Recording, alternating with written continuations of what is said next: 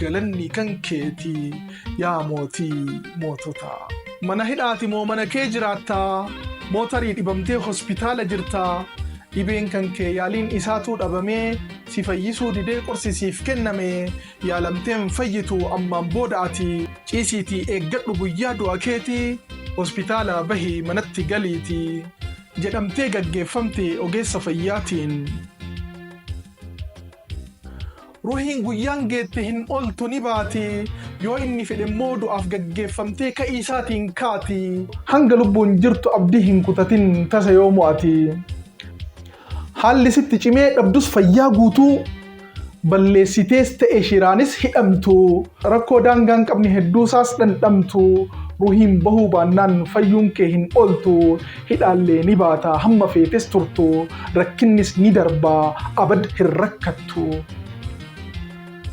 Mee waa si gaafadhu deebii isaa naaf laattaa? Kennaan rabbii guddaa osoo kafalamee meeqa ta'a jettee of gaafattee beektaa?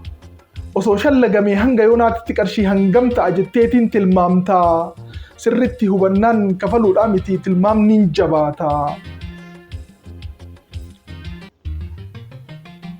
Waa hedduutu jira kan nuti hin hubanne inni mudaa qabu kan ijjiin argine guyyaa takkatti ijji too banamtee dukkanti naaf ifee addunyaa argitee osoo du'een gaabbu jedhee sakadhatee kan osoo milkaahin duuti itti dhufte nama hedduutu jira kan osoo hin argin addunyaarraa kute. Inni hir'uu qabus kan qaamni hin guutamne kan miilli lallaafee dhaabbachuun dandeenye miila koo jabeessii gaaf tokko na dhaabii rabbii isaa kadhataa. Inni waa hin qaban kan harki naafataa gaaf tokko qabachuuf rabbii isaa waammataa. Hir'uu osoo qabu waanuma isaa hafteef galata galfataa.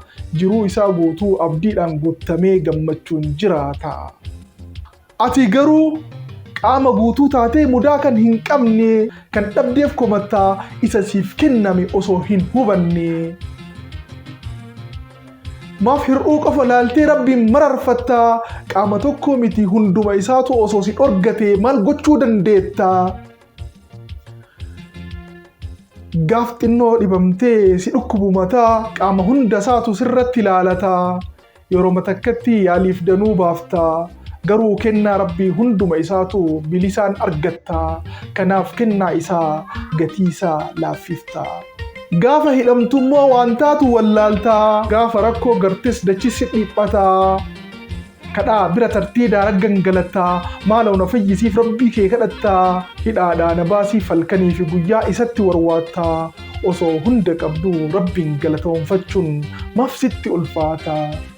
Rabbii qalbiif fayyaa dhoorgachuu danda'u dunyaadhaaf komachuun tasumaa hin ta'u. Rabbii si uumetu ofii si horataa hogguu si hordofaa hogguu si mil'ataa yoomuu si to'atee hir'uu kan kee guutaa.